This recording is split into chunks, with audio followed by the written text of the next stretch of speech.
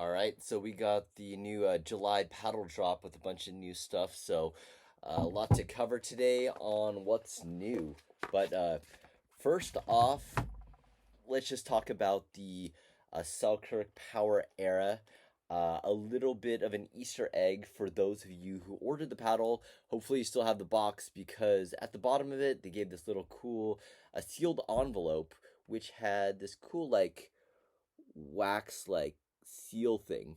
So if you take that and apply some tape or glue to the bottom, you can actually go and create awesome little paddle end cap with the cool Selkirk logo there. So bet you didn't know that. So maybe Selkirk could just make like a sticker or some adhesive that just comes with the paddle, and then that would be like an awesome stock feature that they could have. Just pull it off, throw it on yourself, and you got this cool Selkirk end cap. Look at that. See in the light there? All right, product innovation right away. So cool. So check out my other videos if you want to know how the Selkirk Air has been playing. It's pretty good. It's like a toned down version of kind of like a Joola.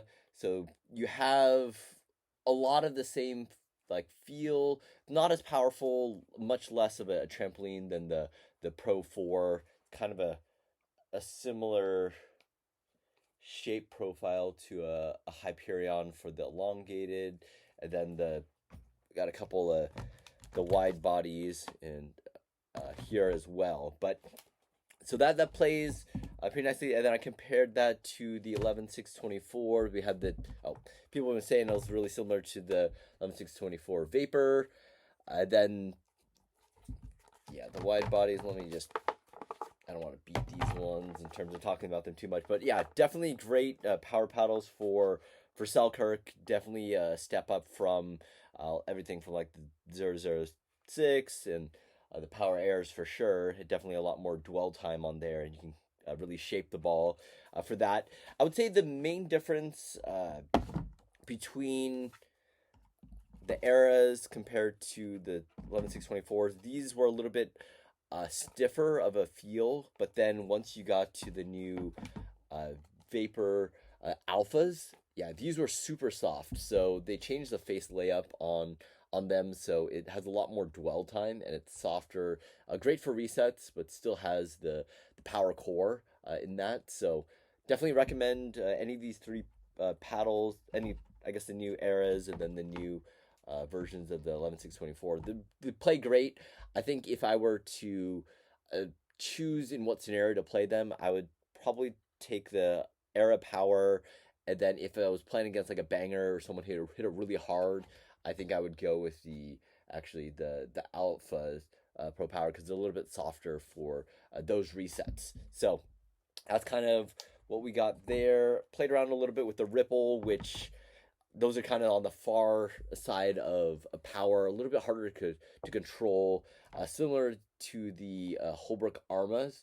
So definitely a nice feel, definitely very powerful. So if you're looking for more of an all court paddle leaning a little bit more power, that's probably where I would go with the Era Power. And then if you're looking at playing something a little harder, go with the Alpha Holbrook if you can control it by hitting it nicely in the sweet spot. The titanium is nice for the Arma T, the metallic ones. But so this is 14 millimeters, so it is a little bit thinner compared to the Alphas, which are 16, along with the Eras. So a little bit more pop, but like I said, it's a little bit harder to control. Definitely hits a bit harder. And so I was comparing that, and then I got my hands on some of the new Franklins. So this is the old Franklin that we had, which was the C45 hybrid, and then they released the Tempo along with the Dynasty. So Tempo is a wide body that I was testing since I like more wide body slash hybrids. And so what I liked about the Tempo compared to the hybrid is it had a lot more control on it stock out of the box. I did add a little bit of tape to it, but I think stock it played really nicely. It compared to say the Era Power and the 11six24, the pop on this was a lot better. So uh, I was surprised how much I like this one coming in at a 14 millimeter paddle. Usually I've been preferring 16 millimeter paddles since they are a bit more forgiving, a little bit more dwell time. So this one had nice pop, definitely good for playing at the net, like rolls, volleys, like kind of punches. The one thing, so and then because it was more of a wide body, it was a lot more forgiving around the edges. The one thing that I had a hard time with this paddle was getting a good like spin or shape on the ball. So when I'd go for drives, they would be very flat. So I would like either clip the top of the net tape or it would just sail out. So that kind of baseline, it was a little bit harder to use, but then I liked the pop a lot better when at the net and kind of like coming up. So I like the feel of this. If it could have a little bit more spin and power at the baseline, I would like it more. But yeah, so the feel of this was was very similar to uh, like a more poppy version of the Vatic Pro Saga. So this one came out a bit ago, and I really liked this one when I was playing with it a while back because this one has like really good dwell time. You could shape the ball really well, uh, and it had decent pop. So I went back to play with the Flash since I hadn't touched it in a while, and I was like, wow, I remember why I really like this paddle. So the tempo and the the Saga Flash 14, they're both 14 millimeters, and so this one has a bit more pop. Probably overall power is a little bit less on the Franklin 45, but has higher pop. The Saga is a little bit softer, definitely hits hard, and then if you weight it up, you can kind of get that power there. So I know the Saga is a lot cheaper than the Tempo, but if you're looking for higher pop, I'd probably go for the C45. And then also new, like way out in the other end of the spectrum was I got the new PaddleTek GTO. I ended up getting a 12 millimeter paddle, which is like for me, it's like I don't know how I'll do with such a thin paddle because yeah, I went to the 10 millimeter 007 for a while, and then I was like, that's too thin, too poppy for me. And then I know the Power Air comes in around, I think is it 12.6, 12.7, which is pretty much the same as the PaddleTek. But what's surprising is it just felt a whole lot wider.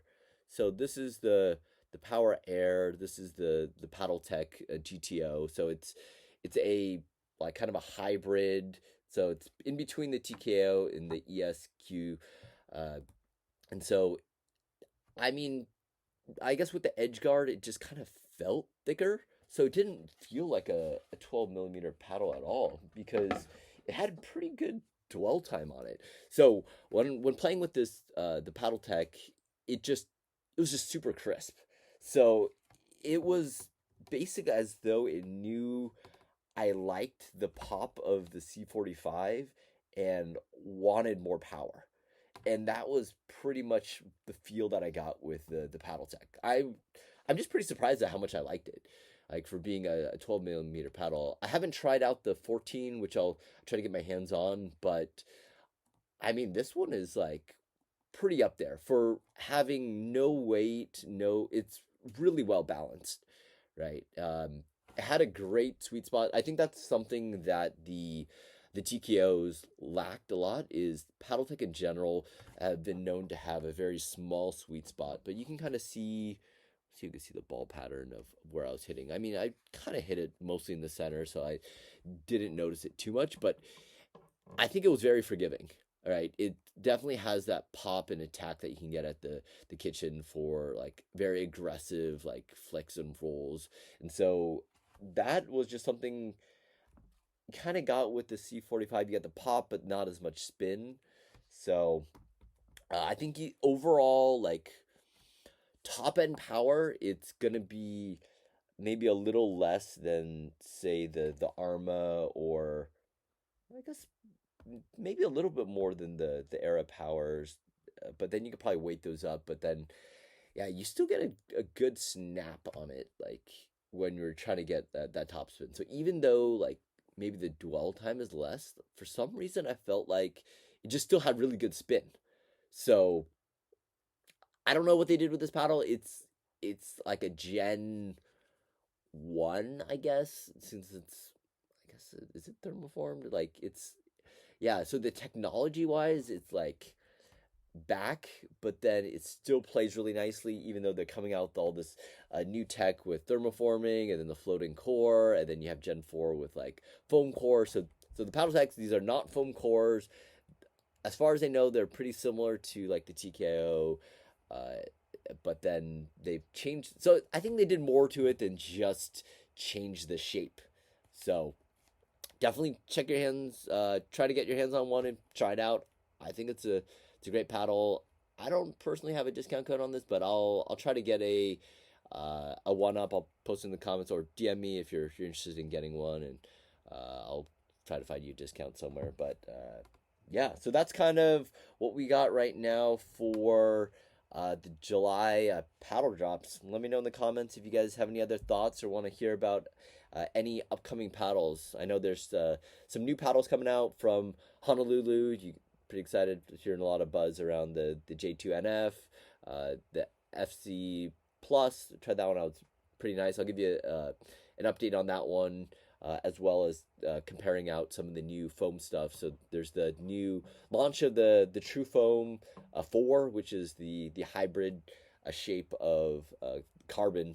So that one should be pretty nice. I'll give an update on that one when I get do a review of a couple of other foam paddles. All right, see you guys.